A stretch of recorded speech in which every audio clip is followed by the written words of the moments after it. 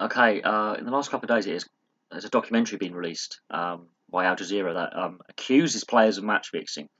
Now, it covers a wide period of time, so about 2010 onwards. So when we look at Pakistan, they got caught. So from 2010 onwards, this documentary covers a period of time. It says 3 unnamed England players colluded with several Indian players and some organised criminals and match fixers to fix part of the Chennai test in 2016. Spot fix. It also, in this documentary, alleges other nationalities, other test playing countries have players who've also been involved, including Australians, and we've just had the ball tampering scandal. Look at the timing of the date, the Chennai test in 2016 versus India. Okay? This is the test series where England stopped winning away from home. They last won in South Africa, New Year's Day test. They won that test match. They won that test series in South Africa. That was the last test series they had success. The last 2 years, England have been atrocious away from home. This is about the time England's away form collapses in Test cricket at recent times. We've just had the Australian ball tampering scandal. 3 players have been suspended by Cricket Australia. Again, unnamed Australian players are linked into this. This comes at a time. Firstly, we've got India coming up at the end of the summer, 4 tests. We've got 2 tests against Pakistan. We've just played one. Very interesting that both Pakistanis and Indians are also classed as those unnamed players. There's apparently a group of senior players in Test cricket for many Test playing nations that in the last couple of years have been involved in match fixing, according to this documentary. Now, what I'm seeing parallels of is this. Hansi Cronje, back in the late 90s, the South Africa captain, claimed he'd never match fix. Constantly went in front of parliamentary committees, the governing bodies, and said, I've never match fixed. Every interview, every legal meeting, never match fixed. When it came out, when that tape was released, that basically had him meeting a very, very big name in Indian match fixing, in the Indian underworld, having meetings, caught up accidentally in an undercover sting by Indian federal police. The tune changed and he broke down and he admitted everything because he just could not deny it anymore. I'm seeing parallels with this. The ECB have come out, and Cricket Australia have come out and said we vehemently deny our players are involved in match fixing. Cricket Australia's in damage control mode anyway, with the ball tampering scandal with the Warner, Smith and Bancroft. They're already in damage limitation mode. England, it is striking though that they have not won a test match away since 2016. This is roughly the time their away form in test matches collapses and falls off a cliff. So, very, very, very suspicious. Nothing is proven though, because Al Jazeera is a Qatari-owned TV company and the UAE is the headquarters of the ICC. There is some geopolitics going on here as well, but the ICC are investigating. It is very striking that this documentary doesn't name the players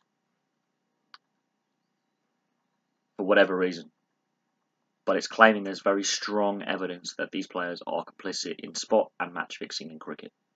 Now, here's the thing. I know match fixing takes place in a variety of sports. In some leagues and in some sports and in some countries it is very, very widespread and is rampant. In other leagues there have been instances.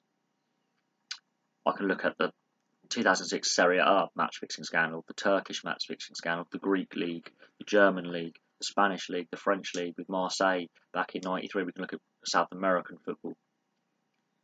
There were a lot of match fixing scandals in football. Then you've got to look at the Pakistani team in 2010, 3 players going to prison and getting caught. Players have said, and we're talking high-profile players, have said they have been approached to spot fix, match fix. Not just in cricket, but in multiple sports.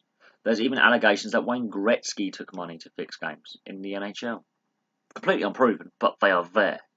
So, we know it happens. But the timing of this documentary is exceptionally interesting, considering England have got to play another test against Pakistan. They've got to play a one-day series against Australia, and they're playing a test and one-day series against India this summer.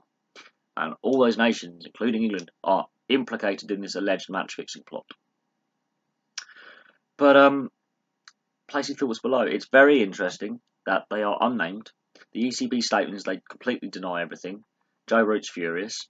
The Cricket Australia have again also come out and said the same thing, that their players are not match fixing.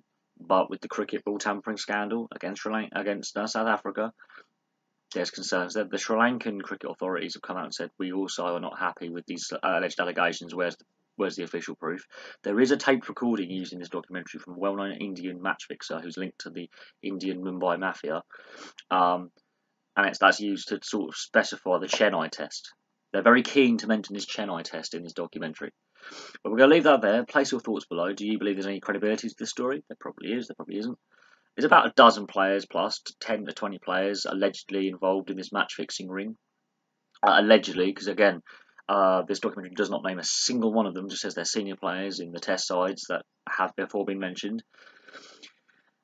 And of course, there's match fixing in the IPL. There's been Srisanth banned for life. So, in recent times, roughly at the time of this documentary is looking at, Srisanth got banned for life. Just before, a couple of years before he was caught and banned. So there is an undercurrent, and there is possibly some truth to this. There's probably a bit of falsehood to this because of the geopolitics of the Middle East, Qatar and UAE being close neighbours, having political tensions right now in the region. But we'll leave that there. Thank you very much for watching. Place your thoughts below if you're a cricket fan. Please like and subscribe, and I'll have some more videos for you soon.